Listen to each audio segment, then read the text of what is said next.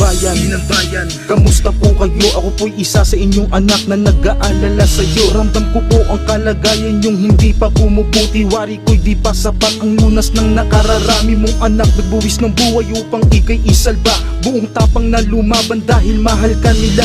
Oo nga't napasa atin ng ating kasarinlan. Ngunit malaking tanong, nasan ang kaunlaran? Na siyang magpapatunay at makapagsasabing buhat sa iyong karamdaman. Ikaw na ay gumaling, yung ika'y makatayo at makuwang maglakad. Yung maaabot lahat ng agilang lumilipad. Ngunit hindi ganito kung ikaw ay magmamasid dahil sa di kaayusan ng mga magkakapatid. Totoo na kadalasan ng sanhi ng pag-iyak at paghihirap ng ina ay sa pasaway na anak. Nagdurusa ang ina sa karamdamang sinasapit sa mga anak nitong wala man lamang malasakit. Ang tigas ng ulo namin ay siyang pasakit sa'yo. Wala ang aming mga bisig upang ibangin kayo. Kahit paramdam din namin paghihirap kung ito na di ka na makagalaw at di ka na makatayo.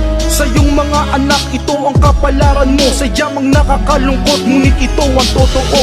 Patatagan ng prinsipyong ipinagkakalandakan na kahit pa di tama pilit na ipinaglalaban. Tulad ng paniniwala kung bakit kanya-kanya, kung bakit magkakaiba, kung bakit hindi iisa. Mag-isa at walang laban, kaya mong tapak-tapakan ng mga nakabababa sa iyong kapangyarihan. Maayos ang lahat sa'yo't wala kang pagsisisi dahil iniisip mo lang palagi ang iyong sarili. Magnanakaw, manggagancho, sinungaling, manloloko, traidor, mukhang pera, adik, mamamatay tao. Maipagmamalaki bato at maikukumpara sa bansang merong liwanag ng may sinding lampara. Tingin ko ay walang ibang dapat sisihin pa dito dahil tunay na problema, ang problema'y tayo mismo. Ito ba'y sadyang likas na sa ating pagkatao ng ating lahi, nating mga Pilipino? Nagdurusa ang ina sa karamdamang sinasapit sa mga anak nitong wala man lamang malasakit. Ang tigas ng ulo namin ay siyang pasakit sa'yo. Wala ang aming mga bisig upang ibangin kayo. Kahit paramdam din namin paghihirap kung ito na di ka na makagalaw at di ka na makatayo. Sa iyong mga anak ito ang kapalaran mo. Sadyamang nakakalungkot ngunit ito ang totoo.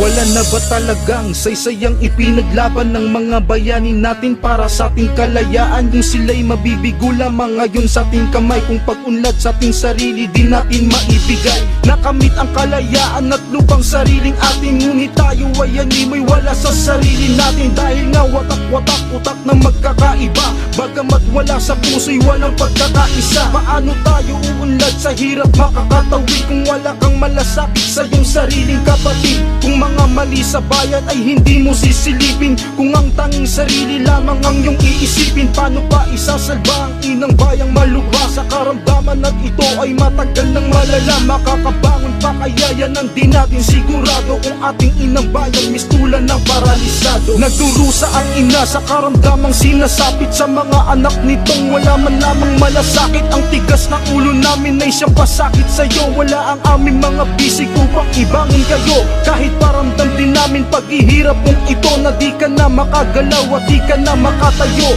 Sa iyong mga anak ito ang kapalaran mo. Sadyamang nakakalungkot ngunit ito ang totoo. Nagdurusa ang ina sa karamdamang sinasapit sa mga anak nitong wala man lamang malasakit. Ang tigas ng ulo namin ay siyang pasakit sa'yo. Wala ang aming mga bisig upang ibangin kayo. Kahit paramdam din namin paghihirap kung ito na di ka na makagalaw at di ka na makatayo. Sa iyong mga anak ito ang kapalaran mo. Sadyamang nakakalungkot ngunit ito ang totoo.